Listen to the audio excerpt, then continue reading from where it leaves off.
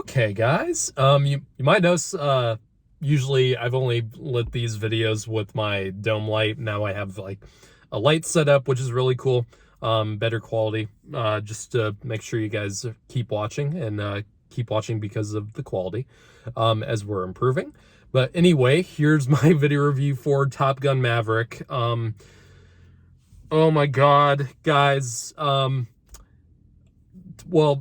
to preface things, the original Top Gun is a bit of a special movie for me and my family, largely because not only are we all huge fans of Tom Cruise and the level of effort he puts into his blockbusters. Top Gun's also a special movie for me because, this was actually my parents' first date night. They went to see Top Gun, and that was their first date. So I kind of have to love Top Gun strictly because of that. But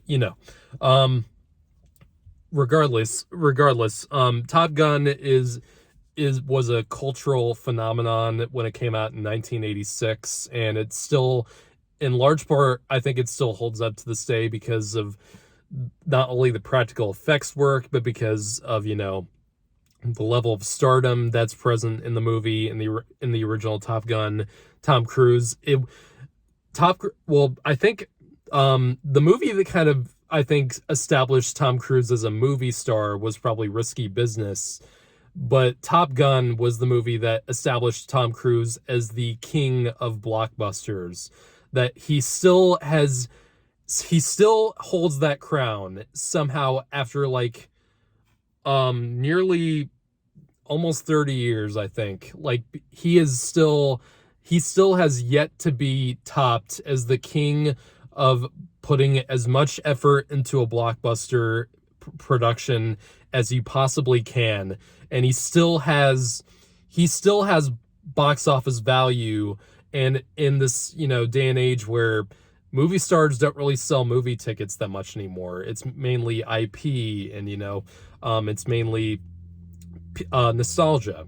And I miss the days where a movie, no matter if it was based on something pre-existing or if it was an original idea, it could be a huge success just based on the people involved with it. I do really kind of miss those days.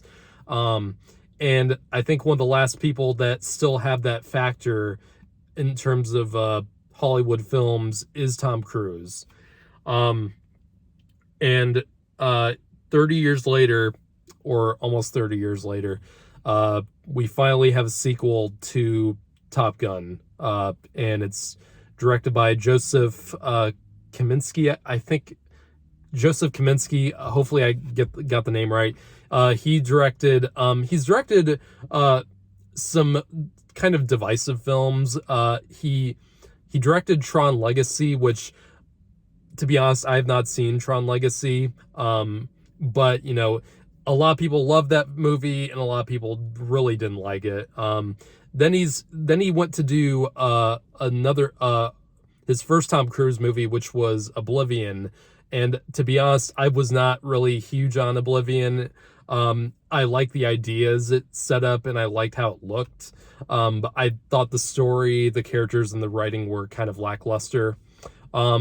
But he did direct a movie that didn't get enough attention when it came out, and that was Only the Brave with Josh Brolin. And it was about the firefighters in the mountains. I forget what they were called, but that movie was hugely entertaining and very emotional.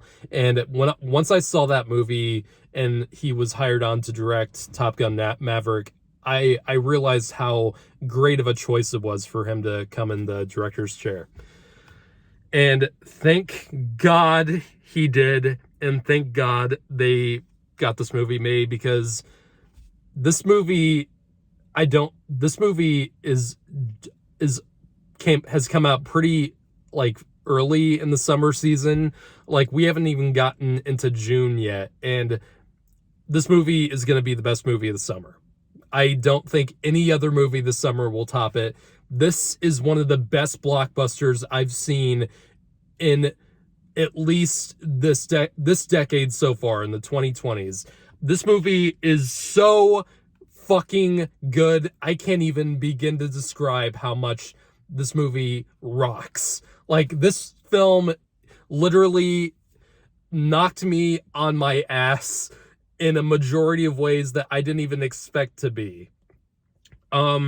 This movie is an emotional roller coaster, and Top Gun, the original Top Gun, I don't think is high art by any means. Like, it's, as much as I love it, I don't consider it like Shakespeare or anything. I don't think it's that heavy on character or plot or story, but Top Gun Maverick completely changed that up, and it made you love characters that you didn't realize how much you loved them from the first film.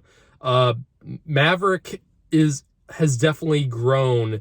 In the original, Maverick was the wild card. He was the crazy, like, frat boy of the Top Gun branch in the original. He kept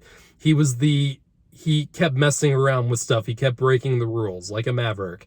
But in this film, you can definitely see that he's grown past that a bit. And even though he still breaks rules from time to time, he's now become the mentorship. He's become the mentor figure for this younger, more inexperienced team that has to do this incredibly difficult task. And this movie establishes this task as almost superhuman. Like, this is the movie sets this up so well. The setup of this movie is so good. Like, it's amazing how a lot of blockbusters like this fail to even get things set up properly. Like, you understand what they have to do, you understand the rules that they have to follow. They establish everything so well in this. And not only do they establish everything well, everything pays off in this movie big time. And it's amazing. This movie made me look at all the other movies that of this scale of the past like 10 years or so, and this movie makes almost every blockbuster that's come out in the past 10 years look like pale imitations of a blockbuster, like a fucking parody. Like, this film, when I think of blockbuster movies, when I think of big theatrical experiences, this movie is the kind of movie I think of, and it's the kind of movie that they really don't make that much of anymore. There's occasional ones where they really do hit the ball out of the park, and this is absolutely one of them. They are flying real jets in this movie. This is none of this, almost very little of this movie is CG. Like, when you see Tom Cruise and all the other cast members in the cockpits of these jets, they're there. There's no blue screen trickery. There's no CG compositing. There's almost none of that here. And there's nothing compares to the real deal. And this movie is 100% the real deal. God, I miss that. After watching so many Marvel movies where they have gotten so goddamn lazy with their CG and their visual effects, it's such a breath of fresh air to see real professionals back to work here. Man, Tom Cruise, I love Tom Cruise. I don't care what he's done in his personal life that you might disagree with, or whether you might find it weird. The guy is a 100% superstar behind the screen, on the screen and behind the screen, because he clearly has a love for just wowing his audience, and he completely wowed me with this. Some of the new cast members, though, I have to talk about some of the new members. It's not just Tom Cruise that brings his A game here. It's a lot of the new cast is super great. Like, Miles Teller plays Goose's son, and Goose died. If you haven't seen the original Top Gun, or you don't remember, Goose died in the original, and Goose was Maverick's wingman. And so obviously Miles Teller's character, who's the son of Goose, has some beef that he hasn't really gotten over with Maverick across the years, and that whole thing was done super well. And you truly got the sense that these two needed to come together. These two needed to come together to get this mission done. And that is the heart of this movie, the relationship between Tom Cruise and Miles Teller. It's Oh my God, I was crying manly tears throughout a lot of this movie. Not because what I saw was necessarily a sad moment, but just because everything made sense. Everything lined up together. Everyone has an arc in this movie, and everything develops properly and the right way. And it really got to me. Yeah, and I was so surprised by that.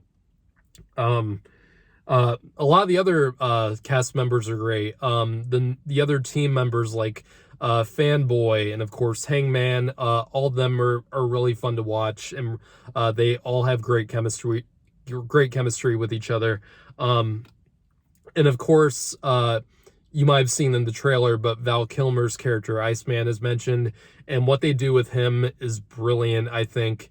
And it's so emotional, because after watching that Val Kilmer documentary from last year, it was super rough to see him in this movie, but it was so nice to see him still clearly devoted to the material here, and they make it work really well, in such a great way. Jennifer Connelly is really great in this too. The climax, like I said, everything is established so well, but not only is the setup almost near flawless, the payoff is nearly flawless as well. Oh man, I had so many moments in this movie where I literally jumped out of I was literally hopping in my seat going, yes, yes! Like I was getting excited because everything was paying off the way it should have and the way I wanted. And goddamn, this movie gave me an adrenaline rush that I really needed. Man, overall, this is easily, I'm in between, as far as the year's best movies so far. It's between this movie and Everything Everywhere All at Once. And you guys know how much I loved Everything Everywhere All at Once. And this movie, I really can't tell which one I love more. I might stick with Everything Everywhere All at Once for now, just because that movie is just so unique in everything it does, and the ideas it brings. There's still a lot of fan service in this movie, and even the first 5 minutes or so is like right from the original, just filmed with different footage, of course. Like they nearly completely emulate that style. And some people who are really against fan service might have a problem with that. And it does kind of follow some of the beats. It does follow a lot of the same beats from the original, but it plays up with them enough to where you don't really care, because this movie is its own story. This is not a remake of the first film. This film has its own purpose to it, and it's so well done. I can't even. You really need to see this movie on the big screen in IMAX. The sound design and the editing is fucking amazing. I can't gush enough about how much I love this movie. This gets a 10 out of 10 easily. If something, I don't think anything that comes out the rest of the summer is going to be nearly as good as this. Take it what you will.